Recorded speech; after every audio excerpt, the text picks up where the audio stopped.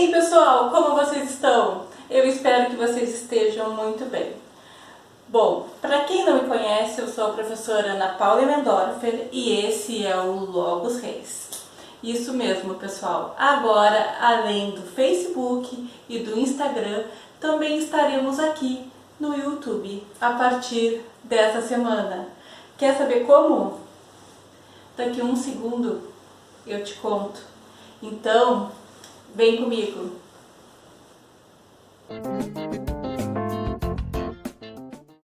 Bom galera, aqui no YouTube o foco será o mundo do entretenimento.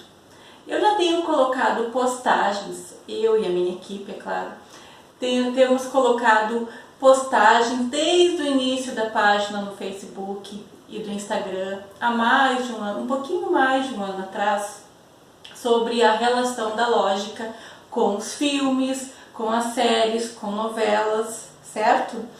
Embora elas estejam um pouquinho menos, com menos frequência, a gente tem colocado desde o início. Agora aqui no YouTube o foco será esse, a relação entre lógica e as séries, os filmes e propagandas, enfim, o mundo do entretenimento. Nós vamos ampliar a lógica com esse mundo, mesmo de uma forma indireta ou de uma forma direta. E para começar, hoje eu trouxe uma série que eu posso dizer que é clássica, porque foi produzida entre 2002 e 2009. Teve 8 temporadas. O nome dela é Monk. Monk, um detetive diferente. Esse aí que deve estar sendo mostrado para vocês na tela.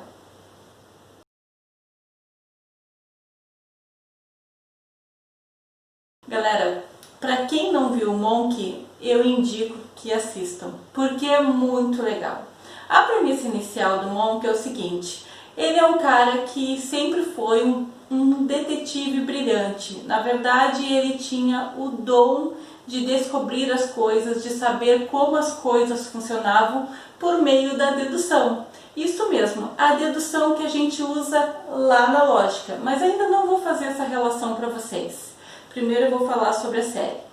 A premissa principal do Monk é que ele tem TOC, transtorno obsessivo compulsivo, tem algumas fobias e alguns tics, né? As fobias dele são germes, multidão, altura, leite, curiosamente leite, animais, quase todos os tipos, que mais? Ele tem alguns tiques de organização, mas isso tem a ver com toque também, tá? O Monk teve uma situação muito triste na vida dele, o que é colocado na série, mas é colocado em meio de flashbacks. O que aconteceu é o seguinte: colocaram uma bomba no carro da esposa dele, a Trude, e com isso ela obviamente veio a falecer e ele teve um colapso nervoso e ele ficou 3 anos sem poder trabalhar, sem poder fazer nada, a não ser fazer terapia e ser tratado pela sua enfermeira, Sharona. A série, como eu estava dizendo para vocês, inicia assim, ele já trabalhando, já passados 4 anos da morte da Trude. Na verdade, o colapso nervoso aconteceu mesmo porque ele, mesmo analisando todos os fatos, tudo que envolveu o acidente da Trude, ele não conseguiu chegar a uma conclusão. Diferentemente do que ele fazia com outros crimes, que ele conseguia solucionar assim com primazia, o caso da Trude ele não conseguiu. Então, por isso que se agravou o colapso que ele teve. O Monk, na verdade, é uma espécie de Sherlock Holmes da atualidade. Vou mostrar uma imagem aí do Sherlock para vocês perceberem.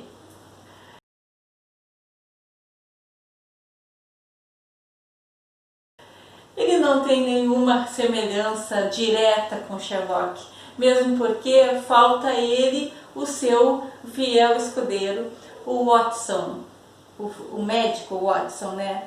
Mas, diferentemente do Watson, ele tem a sua fiel escudeira, a sua enfermeira Sharona, que fica com ele algumas temporadas e depois ele passa a ter como assistente e como cuidadora dele a Natalie.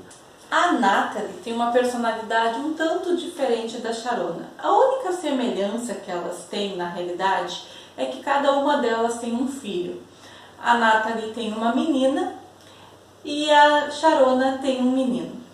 Bom, enfim, na realidade, o sonho do Monk, então, é voltar para a polícia. Mas, por enquanto ele se trata de todas as questões que ele tem pela condição do toque, das fobias, do tics que ele tem, ele atua como um consultor, uma espécie de consultor para a polícia. Desde o primeiro episódio, na primeira temporada, nós percebemos a maneira como ele analisa os casos. Ele tem uma forma bem peculiar de fazer tudo diferente.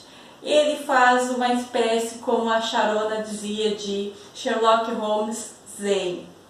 Como eu ia dizendo para vocês, a gente pode dizer então que a Sharona e depois a Natalie se tornaram o Watson do Monk, né? E o Monk veio com essas características, com essas condições, para dizer para nós que não dá para colocar o que é normal. E afinal de contas, né? O que é ser uma pessoa normal?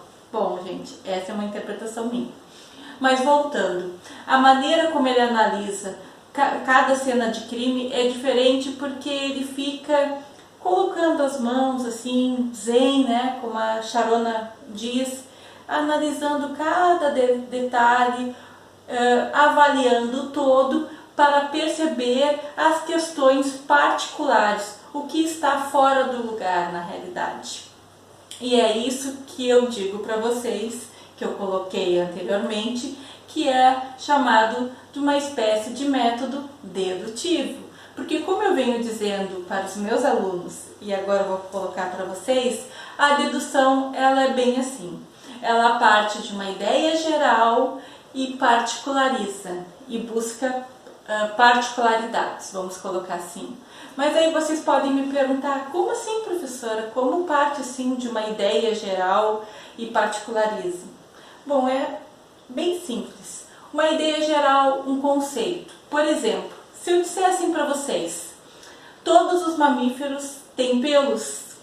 Aliás, as grandes características dos mamíferos é essa, né? Ter pelos e ter glândulas mamárias. Aí eu digo, todos os mamíferos têm pelos. Aí eu coloco assim para vocês, seres humanos têm pelos. Logo, seres humanos são mamíferos. Então, o que eu fiz? Eu peguei uma ideia geral, um conceito, que é de coisas e pessoas, na verdade eu coloquei indivíduos, né, que participam de uma classe, que seria a classe dos mamíferos. Vou colocar melhor para vocês aí. Então, considerando que, de modo geral, os mamíferos possuem pelos e glândulas mamárias, aliás, essas são as duas grandes características dos mamíferos, podemos reformular o argumento do seguinte modo: os mamíferos possuem pelos, seres humanos são mamíferos, logo, seres humanos possuem pelos. Essa é uma ideia de um raciocínio chamado dedutivo. É assim que os investigadores policiais costumam fazer numa cena de crime. Eles avaliam o todo e, a partir do que está diferente naquela cena, do que não faz parte daquela cena, ou seja, se você chega numa sala, você sabe que a sala ela tem uma estante, tem livros. Eu estou olhando assim porque eu estou olhando a minha própria sala, né, gente? É cheia de livros. Tem uma mesa, tem um estojo, tem outros livros, tem 3 portas-retratos. Aí eu tenho 2 objetos, né, 2 bibelôs, digamos assim. Aonde acontecer qualquer coisa diferente aqui e alguém entrar e ver, por exemplo, que os meus porta-retratos estão caídos, a pessoa já pode analisar que aquele todo aquele cenário foi mexido de alguma forma e aquilo acabou sendo mexeu na harmonia do ambiente, no padrão que o ambiente que consistia, que estava ali no ambiente. E é isso que a lógica faz, né, gente? Eu coloquei no meu primeiro vídeo lá no Facebook que eu perguntava o seguinte, o que era lógica, né? E a lógica, na verdade, o nome logos significa razão, vem lá do grego, né? E a razão com o sentido de instrumento, de ferramenta. Por quê? Porque na realidade a razão como ferramenta, como instrumento, ela analisa argumentos para perceber a correção desses argumentos. Os detetives, assim como Monk, eles analisam as cenas de crimes para perceber a correção daquelas cenas de crimes, como elas seriam anteriormente a tudo que aconteceu, ou seja, ao crime que ocorreu. É isso aí então, gente. Por hoje é isso. Espero que vocês tenham gostado. Até a próxima. Bye!